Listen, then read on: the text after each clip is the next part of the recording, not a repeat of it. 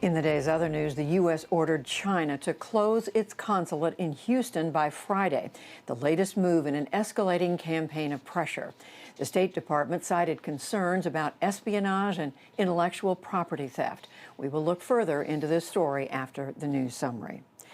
President Trump announced today that he is sending hundreds more federal agents to Chicago, Kansas City, and Albuquerque, New Mexico to fight violent crime. They will be drawn from the FBI, the U.S. Marshals, the Bureau of Alcohol, Tobacco, and Firearms, and from the Department of Homeland Security. Local police will also receive millions of dollars in federal aid to hire more officers. In Chicago, Democratic Mayor Lori Lightfoot angrily dismissed the president's announcement as a political stunt. She also appealed for public help after 15 people were shot outside a funeral home on Tuesday. Officials say the shooter fired from a moving vehicle in a gang-related attack. The mayor called for an end to the bloodshed.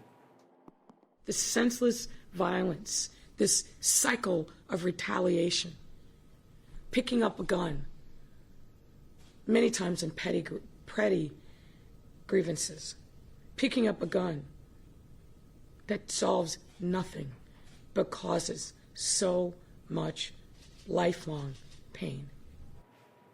Separately, a federal judge today heard arguments over federal agents sent to Portland, Oregon.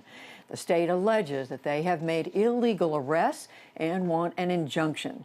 The Trump administration says their mission is defending federal property amid ongoing anti-racism protests. The U.S. House of Representatives voted today to remove a bust of Supreme Court Justice Roger Taney, who authored the infamous Dred Scott decision. In that 1857 case, Taney of Maryland upheld slavery and said blacks had no rights that whites had to respect. Today, his bust sits outside a room in the Capitol, where the court met for decades. But Democratic leader Steny Hoyer, also of Maryland, said it's time to promote the nation's true ideals. What Dred Scott said was black lives did not matter.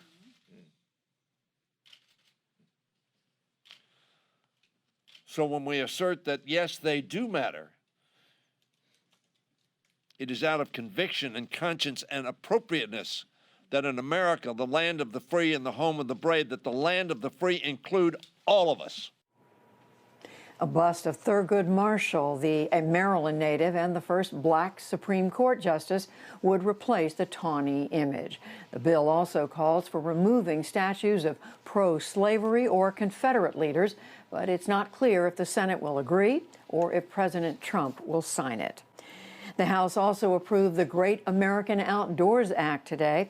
The landmark legislation would pump nearly $2 billion a year into improving national parks, fighting climate change, and locating parks in inner cities. The bill already passed the Senate. It now goes to the president. In Israel, there were fresh protests overnight aimed at ousting Prime Minister Benjamin Netanyahu. Clusters of demonstrators clashed with police outside Netanyahu's official residence. Officers said they arrested 34 people and broke up the gathering. Netanyahu is under fire for his response to COVID-19 and his trial on corruption charges. Twitter says that it is banning accounts and content linked to a far-right conspiracy theory. QAnon alleges that President Trump faces enemies in the so-called deep state. He, in turn, has promoted various QAnon posts. Twitter says that it is acting to bar any posts that could cause harm to others. And on Wall Street today, the Dow Jones Industrial Average gained 165 points to close at 27,005. The Nasdaq rose 25 points, and the S&P 500 added 18. Still to come on the NewsHour, the U.S. orders a Chinese consulate closed, alleging theft of data and intellectual property. Medical developers race against the clock as questions remain about delivery of an eventual vaccine. Drug overdoses increase dramatically as people struggling with addiction lose access to treatment, and much more.